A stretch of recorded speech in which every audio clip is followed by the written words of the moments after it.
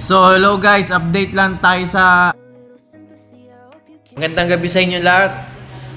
So ngayon nangyari ngayon sa FB tsaka IG, bigla na lang na wala. Ang hirap mag sign in. Ano kaya nangyari guys? Siguro nahack na siguro tong tong mga apps na to. Sa inyo rin ba guys, ganun din ba sa inyo? Parang nationwide yata ang nawalan ngayon ng Facebook tsaka IG, hindi makapag-login. So na-open ko lang yung Facebook ko, pero yung Messenger ko hindi na ma-open guys. Ano kaya ang dahilan guys? Comment below guys, comment below. Trending ngayon to guys. Halos lahat guys na wala ngayong Messenger tsaka Instagram. Siguro pinanat sa government ang dahilan nito guys. Sinat down nila yung Facebook tsaka IG. Comment down below na lang guys yung mga opinion nyo guys. Salamat.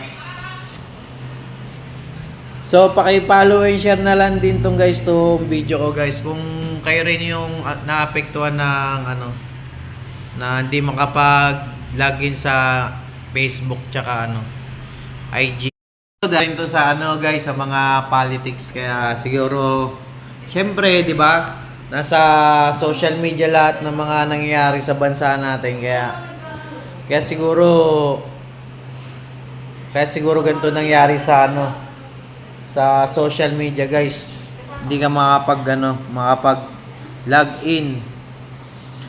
So ano kaya ang masabi rito ni Facebook, ni Meta, tsaka sa IG? Ano kaya ang guys? 'Di ba? Hindi niyo ba napansin guys, 'di ba? Marami na nakakalat na mga sa social media. Dahil sa mga government na mga korap-korap. Kaya pati lahat tayo naapektuhan na ngayon sa mga nangyayari sa atin sa ating account. Lahat tayo naapektuhan. Ay, nako. Dami pa naman ako mga sinishare ngayon. Bigla na lang may pumasok dito. Kala ko ano na nangyari. Nagtanong kung bakit di sila makapag-login. Kala ko pati kami ang dahilan.